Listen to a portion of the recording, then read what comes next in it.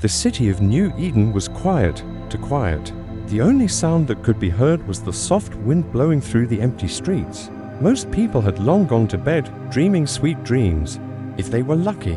In the old part of town stood a large, dusty museum filled with all kinds of artifacts from bygone eras. No one really came here anymore. It was terribly outdated, or so everyone thought. One particularly gloomy evening, a large wooden crate was delivered to the museum. It was addressed to the curator, but it wasn't particularly heavy. He opened it up and found an old black coat. Inside, it looked quite nice, actually, despite its age. There were all kinds of strange symbols and patterns stitched onto it. But what caught his eye the most were the glowing silver threads running along the edges of the seams. He picked it up and brushed off the dust. He said to himself, "This is quite the oddity." He decided to keep it in his office for now. After work, he came back to the museum. It was late and he was very tired. He just wanted to go home and get some rest, but something kept him from doing so. The coat hung on his office door, practically glowing in the dim light. As he passed by, he accidentally brushed against it and the silver thread seemed to pulse. "I don't know about this," he said, feeling uneasy. He took a deep breath and tried to shake off the feeling. "It's probably just an old coat," he said to himself. But the feeling didn't go away. Instead, it grew. And then he had an idea.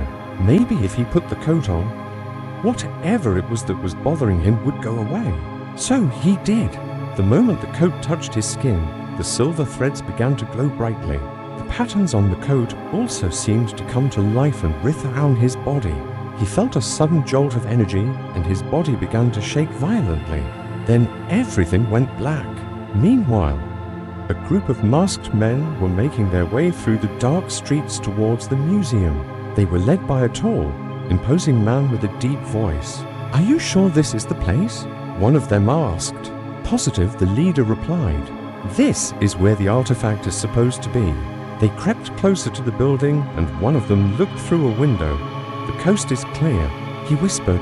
They quietly opened up the window and slipped inside. They were looking for the same coat that the curator had put on. Their boss had told them that it was very important that they retrieve it, but he hadn't said why. All they knew was that it was incredibly valuable and that whoever had it would do anything to keep it out of their hands. They searched the place thoroughly, but the coat was nowhere to be found. Had the curator perhaps taken it home? The leader thought it was possible, but unlikely. Whoever had put the coat on had vanished into thin air, and when he had disappeared, the coat had apparently disappeared with him. As the men were leaving, one of them noticed something strange on the floor. It was a small, intricately carved wooden box. He picked it up and opened it. Inside was a glowing silver thread, exactly like the ones that decorated the coat. Suddenly, the room began to shake and the walls started closing in on them. They ran for the exit, but it was too late. The room had become a tomb. Back in his office, the curator awoke from his slumber. Or was it a dream? He couldn't quite remember. He tried to sit up, but his head was pounding and everything seemed to be spinning around him. He looked down at his body and noticed that he was no longer wearing the coat. Where was it? Had it been a dream? Was the coat just an ordinary piece of clothing? Then he remembered the strange jolt of energy he had felt when putting it on. Could it have something to do with his sudden blackout?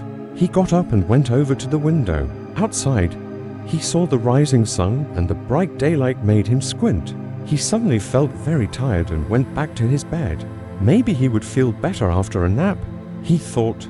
But when he woke up again, something was very wrong. He tried to call out for help, but no sound came out of his mouth. Then he remembered the coat and the strange symbols on it.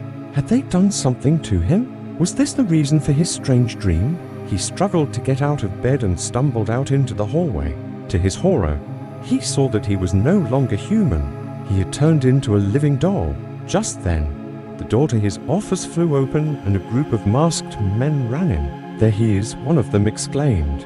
The leader stepped forward and ripped the coat off of his lifeless body. Finally, he said, "I knew you wouldn't be able to resist." The curator, or what was left of him, could only watch in horror as they took the coat with them. They disappeared into the distance, leaving him alone in the silent museum. And that, dear viewer, is where we end this episode. Did you enjoy it? If you want to see more content like this, stay tuned for more updates. Take care and goodbye for now.